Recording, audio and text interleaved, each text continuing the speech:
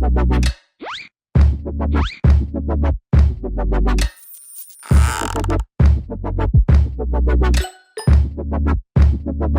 there, Board Game Brody here with Let's Table It, where we get games to the table like this one here, PDX, where you take control of Portland's airport, expanding it to fly to your favorite locations and open new concourses and optimizing your routes through strategic resource management.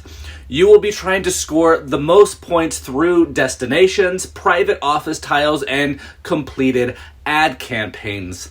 So you will take turns in a clockwise direction where you will follow 5 phases for each turn, and you will land planes by moving your planes down to the next destination and gain one of the service tokens shown on that tile, and also either the activity token or the optional destination action shown. Then you will reclaim suitcases placed on previous turns to take the action, giving you more actions overall. Then move your worker to any terminal office or open service office to take actions or gain tokens, and then schedule flights by moving planes from your hangar to matching sized gates, and then a cleanup phase occurs. You will continue this, and the game ends when 3 of the 8 stacks of destination tiles in the display are empty. When this happens, the current player ends their turn, and all other players take their turn until everyone has taken the same amount of turns, and then points are then counted up. And the player with the most points wins this game. I know you still might have some questions. There's not specifics on the game, so let's get into that right now. So to start, you should know that the destinations are the main source of points in this game, and there are 3 types. You have the short haul that have 1 dot on them, medium haul have 2 dots, and the long haul destinations have 3 dots on them. If the destination has a gray bottom, it will let you take the bonus action when your plane lands on that flight, while destinations with the chevron bottom have activity icons, which you can gain those to spend on launching advertisement opportunities. The top left icons list the cost of service tokens, and the airport code is underneath, representing the city for that destination. The top right shows the point value for that destination, and the bottom right icon shows the action that you can take when landing on it, or the activity token that you will gain. During the game, you will be assigning destinations to gates by paying the service tokens shown. Routes are made by the line of destination tokens assigned to the single gate and limited with the gate capacity and type shown. You'll be able to upgrade gates to assign medium and long haul destinations as well. But this also requires investment into your concourse infrastructure to support more desirable destinations. Gates must be equal to or larger than the type of destination, being short, medium, or long haul destinations. You will visit offices to take actions and gain tokens, and really this is the main mechanic in the game, is choosing actions to take, and slowly it will build up, getting better and better. But there are terminal offices and service offices, and the 4 terminal offices are used to either build service offices or upgrade your gates, reserve destinations, build or lease planes, or launch ad campaigns. The service office lets you gain both of the service tokens shown and place a suitcase as well. And you might place some of your own on your concourse or build it on top of the main board, and if you play it on the main board, you will gain a wild token. So you will have the choice of the service location from any player's board from the main board, and when a player visits your personal office, you will be able to gain the action of placing a suitcase if you're able to do so. Suitcases and planes are like extra workers. You can take more actions each turn by strategically employing your suitcases for future turns, as well as leasing and scheduling flights to gain resources and activate destination actions with your planes. So again, this order: you land planes, reclaim suitcases, move your worker, schedule flights, and then clean up. Land planes, let's start there. So your planes will be on these destinations, and you will move them to the next destination. This will take some turns before you actually, start doing this, but after getting going, this is the first step on your turn. After moving, you will take one token of your choice from the ones shown. If it is in the chevron destination, then you will gain the activity token shown. If it is a solid gray on the bottom, then you have to optionally take that action shown on the bottom right. This will ramp up as the game gets going as well. Let's see what some of these icons do. This icon here will let you gain a wild service token from the supply. This one lets you reserve a destination tile from the market. This one lets you build to upgrade a gate, open an office, or add an extra gate. This one lets you lease a plane from the front of the runway line. And this one lets you launch an ad campaign and pay the required activity tokens. If your plane was on the last destination in a route, which means that you're on the last tile going down, the flight has ended and the plane is returned to the end of the line in the runway, which just means that now you're going to have to get another plane to do that again. And well, that's the land plane phase. So next you will reclaim suitcases. So this is optional, but you can take one of your suitcases placed on a previous turn and take the action shown on it. Or you can gain the token shown on the office that it's on. You will take the suitcase and place it on your concourse board. Next phase is move your worker. You will visit a terminal office or service office and take its action and gain the shown tokens. Now, possible actions include reserving a destination from the market. You will choose any destination on the top of any stack in the market and move it to one of the slots on your concourse board.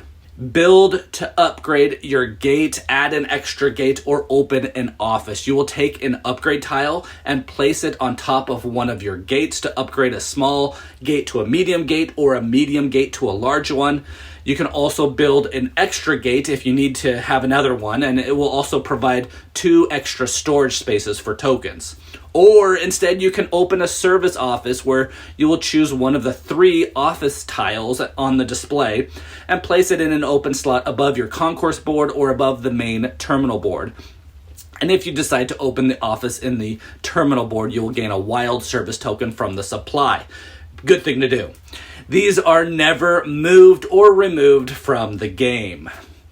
Lease a plane. Take a plane at the front of the line on the runway and place it into one of the 2 spaces in your hangar. At the end of the turn, you can never have more than 2 planes in your hangar. Launch an ad campaign. You will have to spend the required activity tokens to gain an ad campaign card from the terminal board, and new ad campaign will come out to replace it. These cards will give you points shown on the bottom right of that card. Placing a suitcase. You can choose to take a suitcase from your concourse board and place it in one of the 4 terminal action offices to use as a future action. You cannot move suitcases already on the terminal board, and you can have more than 1 suitcase on a single space as well. So those are the details of those actions. Next is scheduling flights. Now here you will move your plane from your hangar onto the matching size gate, and the plane will move down and land at the beginning of each turn. Only 1 plane can fly on each route at a time. Now, there are some actions that you can take anytime in this game, which includes canceling a flight, assigning a destination, so that, that's how you get your destinations from your reserve into your terminal, or you can, for free, rearrange your routes. When canceling a flight, which you might need to do to optimize your route, it costs 1 service or 1 activity token to cancel a flight, and you will discard that token and place the canceled plane on the runway at the end of the line. Assign a destination. You will move a destination tile from your concourse board and add it to a route under one of your gates, and you will pay the service token cost shown on the top of that tile and place it in a route under one of the gates that you would like. The gate must be the same type or larger to have the capacity for the new destination. Lastly, you can at any time choose to rearrange your routes, and this will help increase efficiency in the game.